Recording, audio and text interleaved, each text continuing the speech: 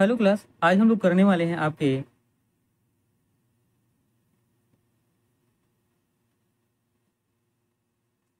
CG Vyapam में जो maths के है ना, केवल मैथ सब्जेक्ट के जो प्रीवियस ईयर क्वेश्चन है उसके बारे में आज हम लोग डिस्कस करेंगे। सबसे पहले अपना क्वेश्चन पढ़िए। देखिए, दो कार ए और बी है ना। ये मान लीजिए एक कार ए है और ये दूसरी कार है बी। ये दोनों क्या है? तो कार है। शहर सी से डी तक जाती हैं। ये आपका शहर है सी और ये आपका शहर है डी, और ये सी से शहर डी तक जाती है। ठीक है। दोनों शहरों के बीच की दूरी 540 किलोमीटर है। दोनों शहरों के बीच की दूरी कितना बताया गया? तो 540 किलोमीटर। धीमे चलने वाली कार की औसत चाल 90 किलोमीटर प्रति घंटा है, जो निर्धारित दूरी को तेज गति से चलने वाली कार के समय से 1 घंटे ज्यादा में पूरी करती है। ठीक है। जो तेज गति वाली कार है ये 1 घंटे पहले अपने गंतव्य पर पहुंचेगी। ठीक है। अब धीमी वाले के बारे में डिस्कस करते हैं। देखिए, धीमी गति वाली जो कार है इसकी औसत चाल कितना दिया है? तो 90 किलोमीटर प्रति घंटा।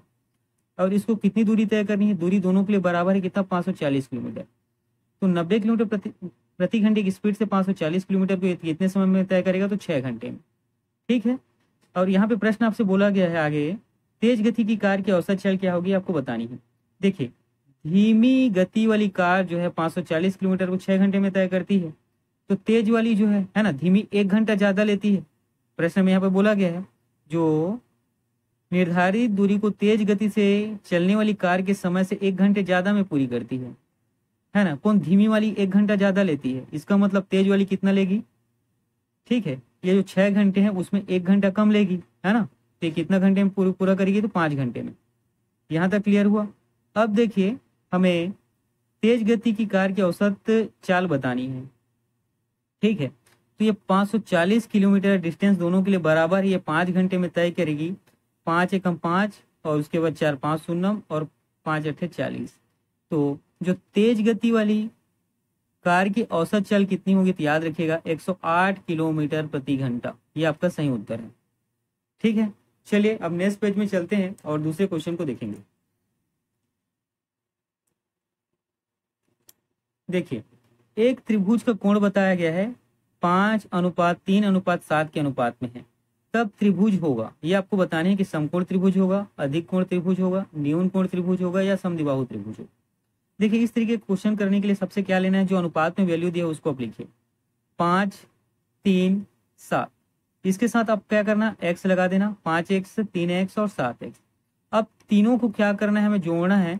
और त्रिभुज के तीनों कोणों का मान कितना होता है? 180 डिग्री। यही है। ठीक है। तो देखिए, यहाँ पे जो त्रिभुज के तीनों कोणों का मान है वो इसमें कहाँ पे किस में दिया है? तो रेशियो में दिया हुआ है। और एक्चुअल मान कितना होता है उसका? 180 तीनों कोणों को जोड़ने के बाद। ठीक है। अब देखिए, 5x और 3x 8x हो गया, 8x और 7x 15x हो गया। यही चीजें हैं। और ये किसके बराबर है? तो 180 डिग्री के।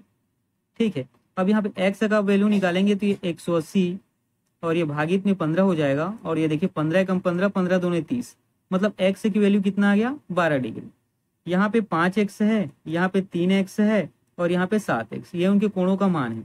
तो 5 गुणित 12 आप लेंगे तो ये कितना हो जाएगा? 60 डिग्री हो जाएगा।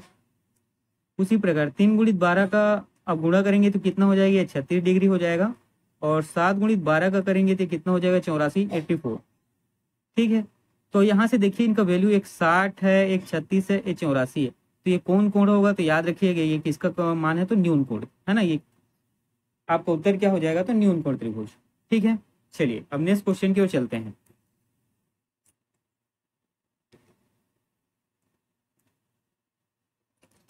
देखिए, वृत्त में एक समीकरण आपको मिलेगा, x² plus y² minus 4x minus 2y minus 11 equal to 0। अब यहाँ पे पूछा गया, आगे पूछा गया है, पर बिंदु 4 5 से स्पर्श रेखाएं खींची गई। स्पर्श रेखाओं एवं त्रिज्या के बीच बने त्रिभुज का क्षेत्रफल, चतुर्भुज का है ना, आपको क्षेत्रफल बताने हैं। देखिए, इसमें करना सिर्फ इतना है, x की जगह आप लोग रख लेना 4 का मान और y की जगह आप लोग रख लेना 5 का मान। ठीक है। तो x में यहाँ पे क्या है? x, इसको 4 का आप स्क्वायर करें। उसके बाद y है, y की जगह 5 के स्क्वायर करें, है ना। उसके बाद माइनस 4x है तो -4 ले और x की जगह 4 का गुणा करें। फिर -2 है, y की जगह 5 ले लें और -11 इक्वल टू 0। अब देखिए 4 का होता है कितना 16, 5 से कितना हो जाएगा 25 और 4 और 4 का गुणा करेंगे तो 16 हो जाएगा। ये माइनस का माइनस और 2 और 5 का गुणा करेंगे 10 और -11 इक्वल टू 0। ठीक है, 16 और 25 को आप जोड़ेंगे तो ये 41 हो जाएगा और इन तीनों को आप जोड़ेंगे तो 10 और 6 कितना हो गया 26 और 1 27। ये किसके बराबर है 0 के बराबर है। अब यहाँ से कितना वैल्यू आ गया, अच्छा ये है ना, ये 11 है। ठीक है, मैं इसको 1 ले लिया था बाय मिस्टेक। ठीक है, ये 11 है। तो देखिएगा 26 है यहाँ पे, ये 16 यहाँ पे है और -16 -10 और -11। तो ये स्ट्रक्चर किस तरीके से होगा, -16 -10 और -11। ठीक है, यहाँ पे क्या हो जाएगा, चिन्ह आपको माइनस आ जाएगा और 6 और 1 7 हो गया और ये 3 कितना हो जाएगा 37। तो ये 27 जो है ये कितना हो गया आपका 37 हो गया। तो 41 में -37 को आप क्या करेंगे, सब्सट्रैक्ट करेंगे, घटाएंगे तो आपका वैल्यू आ जाएगा 4। यही 4 आपका क्या है, उत्तर है। यही 4 आपका क्या हो जाएगा, उत्तर हो जाएगा। ठीक है, चलिए आगे बढ़ते हैं और नेक्स्ट क्वेश्चन में चलते हैं।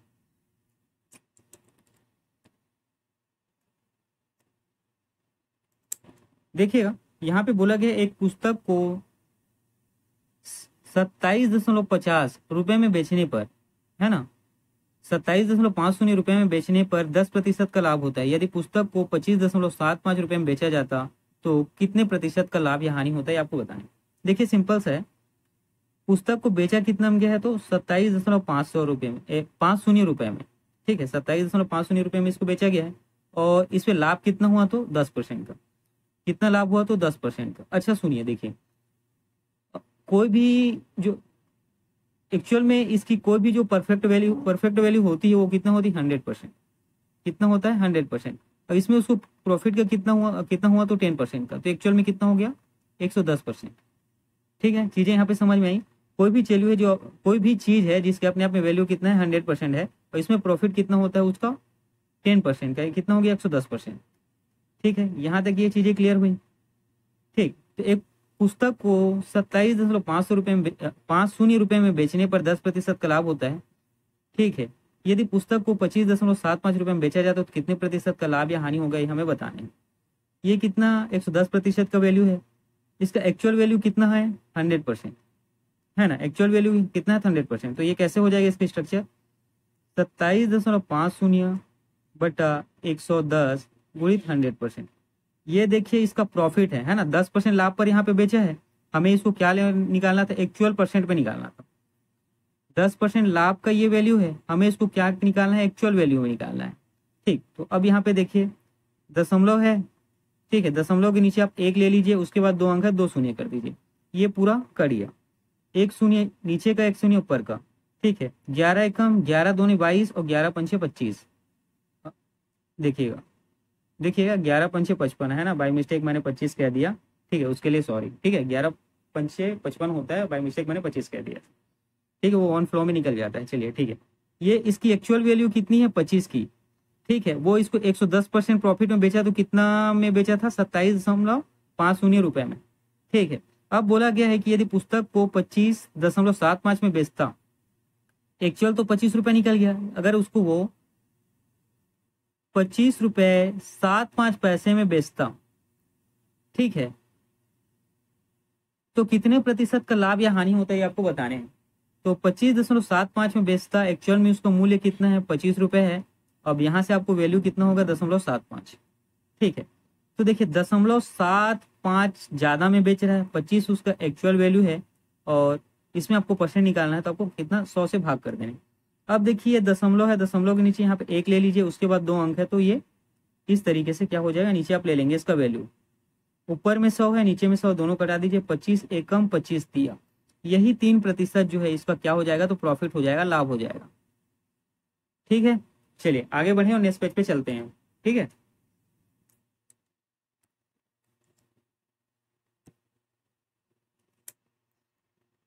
एक समचतुर्भुज की प्रत्येक भुजा 26 सेंटीमीटर है। समचतुर्भुज है, सब भुजा कितनी हो जाएगी 26 सेंटीमीटर और इसका एक विकर्ण जो है कितना 48 सेंटीमीटर लंबा है। ठीक है, तो समचतुर्भुज का आपको क्षेत्रफल बताने हैं। ठीक है, तो समचतुर्भुज का आपको क्या बताने हैं तो क्षेत्रफल बताने हैं। देखिए मान लीजिए ये आपका समचतुर्भुज है, ठीक है, और ये है आपका ए, ये बी, ये सी और ये डी भुजा, ठीक। अब इसमें क्या बोला गया कि प्रत्येक भुजा 26 सेंटीमीटर की है, तो ये 26 का होगा, ये 26 का होगा, ये 26 का होगा और ये 26 का होगा। इसका एक विकर्ण 48 सेंटीमीटर लंबा है, ठीक है। मान लीजिए इस तरीके की स्ट्रक्चर, ये क्या है, इसका विकर्ण है, और कुल कितनी लंबाई है, तो 48 सेंटीमीटर लंबा है, ठीक है।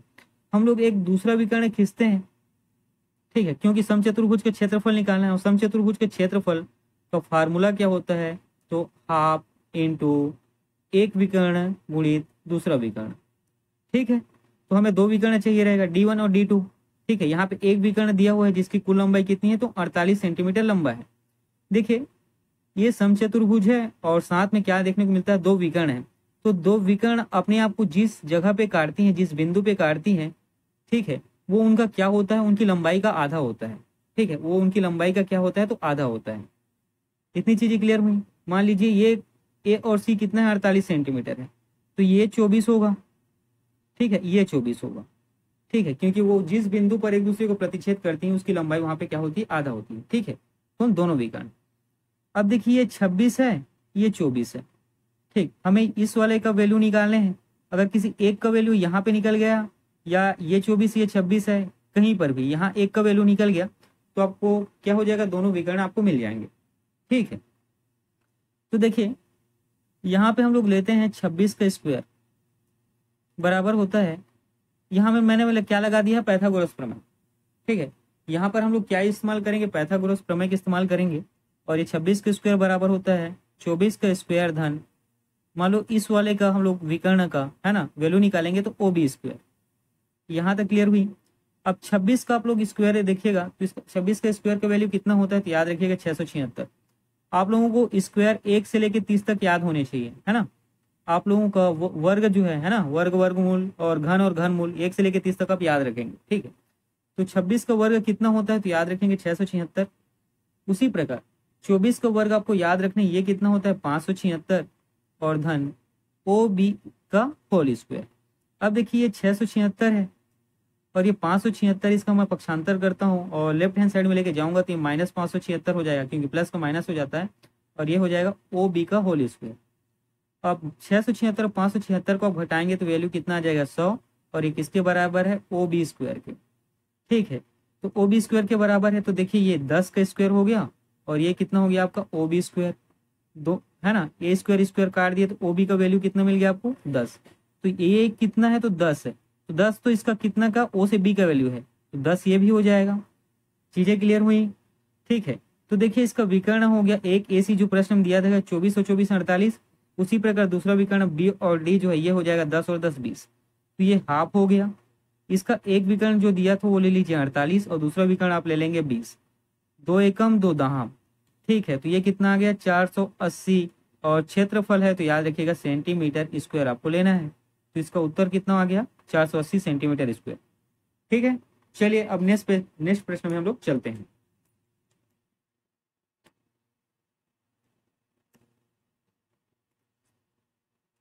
देखिए इस प्रश्न में बोला गया कि दो संख्याओं का योग 12 है और उन्हीं दो संख्याओं का गुणनफल 35 है, तब दोनों संख्याओं का व्युत्क्रम का योग क्या होगा।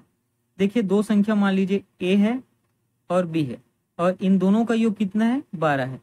साथ ही इन दोनों का जो गुणनफल है, ए और बी को आप गुणा करेंगे तो इसका वैल्यू कितना आएगा, 35। ये प्रश्न दिया गया है। उसके बाद बोला गया है तब दोनों संख्याओं का व्युत्क्रम का योग, ये है ना, दोनों संख्याओं का व्युत्क्रम का योग आपको बताने। जैसे ए है तो ए का व्युत्क्रम क्या होता है, ए बटा बी। देखिए ए है तो ए का व्युत्क्रम क्या होगा, 1/a। उसी प्रकार बी है तो बी का व्युत्क्रम क्या हो जाएगा, 1/b। उसी प्रकार जैसे 10 है, 10 का मैं व्युत्क्रम बोलूंगा तो 1/10, यही क्या है, इसका वैल्यू है, व्युत्क्रम वैल्यू है। तो देखिएगा यहाँ पे ए और बी का हम लोग व्युत्क्रम निकालेंगे तो 1/a हो जाएगा और 1/b, और इस तब दोनों संख्याओं के व्युत्क्रम का योग और इनका योग हमें बताना है। तो ए बी नीचे में एलसीएम आ जाएगा, ए का यहाँ से निकालेंगे तो ये बी आएगा, और बी का निकालेंगे तो यहाँ से ए आ जाएगा। चीजें यहाँ तक क्लियर हुई, ठीक है। तो बी और ए, ठीक है, बी और ए कितना दिया है, ए और बी यही है ना, आगे पीछे होने से कोई फर्क नहीं पड़ेगा। ये हो जाएगा आपका 12 और ए और बी गुणा करेंगे कितना आ जाएगा 35। ठीक है, तो आपको उत्तर क्या आ गया?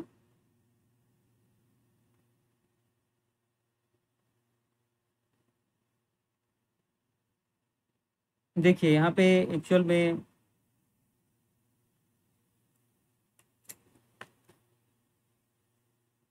देखिए, ठीक है, इसका उत्तर क्या आ गया? तो 12/35 यही है। या इसको देखिए समझिए, यहाँ पे एक दूसरे तरीके से भी कर सकते हैं।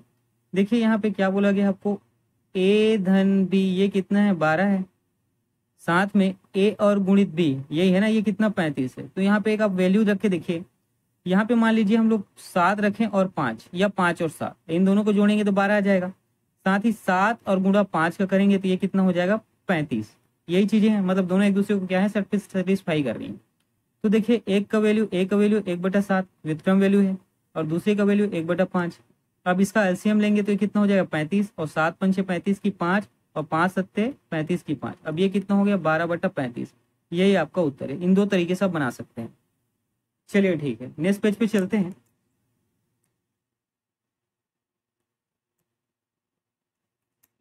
देखिएगा यहाँ पे प्रश्न पूछा गया है आपसे, 6 टेबल का क्रय मूल्य 4 टेबल के विक्रय मूल्य के बराबर है, लाभ प्रतिशत आपको बताएं। आप 6 टेबल को क्या करते हैं, खरीदते हैं, और 4 जितने में भी खरीदते हैं, है ना, और 4 टेबल को बेचते हैं, तो दोनों का मूल्य जो है बराबर होता है। ठीक है, तो लाभ प्रतिशत आपको बताना है। देखिए 6 टेबल को आप क्या क्या किया, खरीदा, है ना। सीपी मतलब कॉस्ट प्राइस मतलब क्रय मूल्य। ठीक है, 6 टेबल का क्रय मूल्य जो है 4 टेबल का जो है विक्रय मूल्य, एसपी मतलब क्या होता है सेलिंग प्राइस, इसके मूल्य के बराबर है। आप क्या करते हैं, 6 टेबल खरीदते हैं और 4 टेबल बेच देते हैं, तो आप जितने में खरीदते हैं उतने में 4 टेबल क्या हो जाता है, बिक जाता है। तो आपको उसके बाद भी आपके पास 2 टेबल बचा, यही आपका क्या है, प्रॉफिट है।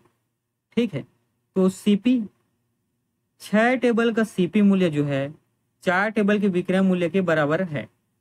ठीक है, यहाँ है ना, 6 टेबल का क्रय मूल्य जो है 4 टेबल के विक्रय मूल्य के बराबर है। तो यहाँ पे आप सीपी का वैल्यू निकालिए। तो सीपी का वैल्यू निकालेंगे तो सीपी के साथ जो एड रहता है वो क्या होता है, नीचे में चला जाता है, और ये हो गया आपका क्या 4, और नीचे में ले लीजिए एसपी। ठीक है, यहाँ पर हम लोगों ने क्या किया, क्रय मूल्य और विक्रय मूल्य को अलग किया। देखियो यहाँ पे हुआ कैसे, 6 यहाँ पे सीपी है, और ये किसके बराबर है, 6 टेबल का क्रय मूल्य जो है 4 टेबल के विक्रय मूल्य के बराबर है। हम क्रय मूल्य और विक्रय मूल्य को एक तरफ कर लेते हैं, और जो डाटा वाला वैल्यू है, संख्या वाला, उसको एक तरफ होता है। तो कॉस्ट प्राइस लेंगे यहाँ पे, और नीचे में एसपी। तो क्या होता है, जो उनके साथ अटैच रहता है वो एक दूसरे के नीचे में आता है। देखिए एसपी के साथ 4 है तो ये क्या हो जाएगा, एक दूसरे के नीचे आएगा, मतलब ये ऊपर चला जाएगा, और सीपी के साथ 6 है, एक इसमें आ जाएगा, नीचे आ जाएगा। ठीक, यही चीजें हैं। अब देखिए आप लोगों ने खरीदा कितने, 4 में, और बेचा कितने, 6 में। ठीक, तो खरीदा कितने सीपी, आपको यहाँ पे क्या दिखा है, 4 में, और बेचा कितने, 6 में, आपको प्रॉफिट हो गया। आपको यही प्रॉफिट परसेंट आपको निकालने हैं। तो देखिएगा खरीदा कितने में, 4 में, आपने बेचा कितने में, 6 में। आपने बेचा कितना, 6 में, तो कितने ज्यादा में बेचा, लाभ प्रतिशत बताने हैं, तो 2 ज्यादा में बेचा है ना। खरीदा आप लोगों ने 4 में है, बेचा आप में कितने में, 6 में, तो कितने ज्यादा में बेचा, तो 2 में, है ना, 2 ज्यादा में, 2 गुणित 100। ठीक है, तो 2 एकम, 2 दूने 4, और 2 50 100। तो लाभ प्रतिशत आपको बताने हैं, तो ये कितना आ जाएगा 50%। इसका लाभ प्रतिशत कितना आएगा, तो 50%। मैं इस क्वेश्चन के ऊपर फिर से रिपीट करता हूं, है ना, समझिएगा।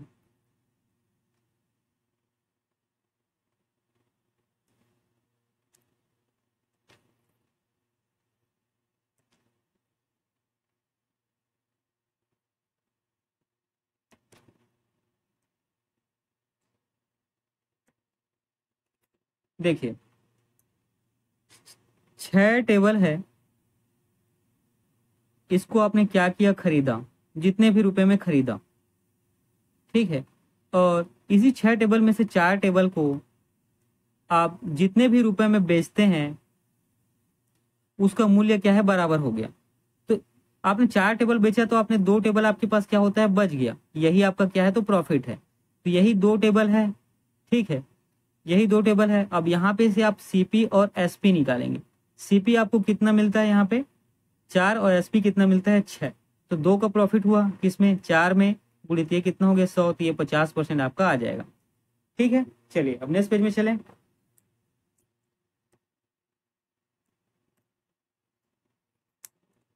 देखिएगा, एक 4 अंकों की संख्या जो 7 से क्या होती है, विभाजित होती है, यदि उनमें 10 जोड़ दिया जाता है तो 3 से विभाजित हो जाती है। ऐसी सबसे बड़ी संख्या में बतानी है। तो सबसे पहले तो इन चारों को क्या करें, आप 7 से भाग करके देखिए। देखिए 9 9 9 9, ये 7 से भाग नहीं होगा। ठीक है, अब सेकेंड वाला देखते हैं, 9 9 9 8, इसको 7 से भाग करिए। 7 एकम 7, 2 और 9 हो गया, 7 चौक 28, एक हाथ में बचा 9 ले लिए, 7 दूनी 14, ठीक, 5 और 8, ये भी क्या हो गया, 7 से भाग नहीं हो रहा है। ठीक है, अब इसको देखिए 9 9 9 6, 7 से भाग करिए, 7 एकम 7, 7 चौक 28, एक 9, 7 दूनी 14 और 5 और 6, ठीक है, तो 7 8 56, ये क्या हो रहा है, 7 से भाग हो जा रहा है। ठीक है, उसके बाद आखिरी वाले वैल्यू की चेक कीजिए, 9 9 8 9, 7 एकम 7, 2 और 9, 7 चौक 28, एक और 8, 7 दूनी 14, 4 और 9, 7 सत्ते 49। ठीक है, ये हो गया, ये भी 7। ठीक, ये वाली वैल्यू आपकी यहाँ से खत्म हो गई, एलिमिनेट कर दिए। दूसरा वाला वैल्यू भी 7 से भाग नहीं हुआ, और दोनों वैल्यू कितना है, 7 से भाग हुआ है। तो 4 अंकों की संख्या जो 7 से विभाजित होती है, उनमें 10 जोड़ दिया जाता है तो वह 3 से विभाजित हो जाती है। ऐसी सबसे बड़ी संख्या कौन सी है, ये आपको बतानी है। पहले आप लोगों ने क्या किया, 7 से भाग किया, अब इसमें 10 जोड़िए। ठीक है, अब इसमें आप लोगों को क्या करना पड़ेगा, 10 जोड़ना पड़ेगा। ठीक है, अब इसमें आप क्या करेंगे, देखिए, एक 4 अंकों की संख्या जो 7 से विभाजित होती है, यदि उसमें 10 जोड़ दिया जाता है तो वह 3 से विभाजित हो जाती है। ऐसी सबसे बड़ी संख्या, देखिए वो 10 आपको जोड़ना नहीं पड़ेगा, है ना। 10 क्या उसमें ऑलरेडी जुड़ा हुआ है, उसके बाद ये क्या हो, तभी 4 अंक की संख्या है। अगर हम लोग इसमें 10 ऐड करेंगे, ठीक है, अगर हम लोग इसमें 10 ऐड कर देंगे तो ये क्या हो जाएगा, 5 अंकों की बड़ी संख्या हो जाएगा। इसका मतलब क्या है कि 3 अंकों की, है ना, कि 10 जुड़ा हुआ है इसमें। अब इसको 3 से भाग करके देखिए। ठीक है, इन दोनों वैल्यू को 3 से भाग करके देखिए, 3 चौक 12, 2 बच गया और 2, 3 सत्ते 21 और 3 छक्का 18। ठीक है, अब ये देखिए, 3 चौक 12, 3 सत्ते, है ना, 2 बच गया, 2 3 सत्ते 21 और लास्ट में 1 और 7 बच गया। तो ये क्या हो गया, ये 17 जो है 3 से भाग नहीं जाएगा। इसका मतलब इसका आंसर कौन सा आ जाएगा, याद रखिए, ये है ना, ये वाला इसका क्या आ जाएगा, आंसर आ जाएगा। ठीक है, यहाँ तक चीजें क्लियर हुई। देखिए, एक 4 अंकों की संख्या, सब में 4 अंक है। पहले तो 7 से भाग करके देखते हैं, तो ये दोनों भाग ही नहीं हुआ, इन दोनों को पहले क्या कर दिए, एलिमिनेट कर दिए। अब ये दोनों 7 से भाग हो जाता है, उसके बाद उसको क्या करना है, 3 से भाग करके देखनी है। साथ में याद रखिए कि उसमें 10 जोड़ दिया जाता है, तो इसको एड ऑन करने की जरूरत नहीं पड़ेगी, क्योंकि 10 आप ऐड करोगे तो 5 अंकों की संख्या हो जाएगी। इसका मतलब पहले से वो जुड़ा हुआ है। ठीक है, तो इसमें जो 3 का भाग चला जाएगा वो क्या होगा, आपका उत्तर होगा। ठीक है, चलिए नेक्स्ट पेज पे चलते हैं। देखिएगा, एक संख्या का आधा दूसरी संख्या के, ठीक है, एक संख्या का आधा जो है दूसरी संख्या के 0.0007 के बराबर है। संख्याओं का अनुपात आपको बताने हैं। ठीक है, मान लीजिए एक संख्या कोई है x है, इसी का आधा जो है एक दूसरी संख्या y के 0.07 के बराबर है। ये प्रश्न आपसे पूछा गया है। तो संख्याओं का हमें अनुपात निकालने हैं, है ना, मतलब x और y का हमें क्या करने हैं, अनुपात बताने हैं। तो देखिए, सबसे पहले यहाँ पे दशमलव दिख रहा है, दशमलव के नीचे बट्टा में आप 1 ले लीजिए। उसके बाद जितनी संख्या है उसमें क्या ले लीजिएगा, 0 0 लगा दीजिए। ठीक है, अब देखिए इसका गुणा आप इस तरह पे करिए, इसका हम लोग अब क्या करते हैं, तिरक गुणा करते हैं। तो x गुणित 100, और ये कितना हो जाएगा, 2 गुणित y गुणित 7। ये चीजें हैं। ये आपका कितना हो गया, 100x हो गया, और ये 14y। ठीक, अब x और y का हमें अनुपात निकालना है। तो मैंने बताया क्या है कि जिसके साथ जो चीजें ऐड ऑन होती है वो नीचे आ जाती हैं। तो 100x है, x के साथ 100 है, ये नीचे आ जाएगा।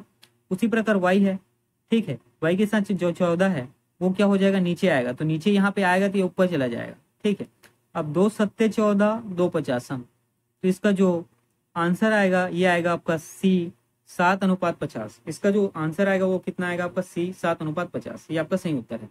चलिए ठीक है, अब नेक्स्ट और साथ ही आपके लास्ट क्वेश्चन की ओर हम लोग चलते हैं।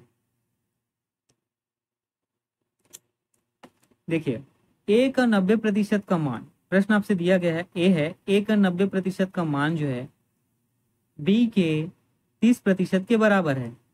ठीक है, उसके बाद बोला गया है यदि बी, हाँ बी का मान ए का x% है। ठीक है, बी का जो भी मान है वो ए का x% है। ये प्रश्न आपको बताने हैं कि इसका उत्तर कितना है। सबसे पहले इसको हम लोग देखते हैं। देखिए ए का 90% ये बराबर है बी के 30% के। ठीक है, तो ए गुणित 90/100 बराबर हो गया बी गुणित 30/100। ये 100 और 100 नीचे नीचे कट गए, एक जीरो और एक जीरो ऊपर उठ गए, 3 एकम 3 और 3 तिया 9। यहाँ पे क्या मिला, 3A और 1B। ठीक है, अब यहाँ से A और B का अनुपात आप लोग निकाल सकते हैं। ये कैसा आ जाएगा, तो मैंने पहले बताया कि जो होता है उसका वैल्यू नीचे में होता है अटैचमेंट का, तो 1/3। अब B का मान A का x% है, B का मान जो है 3 है, ये A का कितना प्रतिशत है आपको बताना है, यही चीजें हैं। ठीक है, अब इसको सॉल्व कर लीजिए।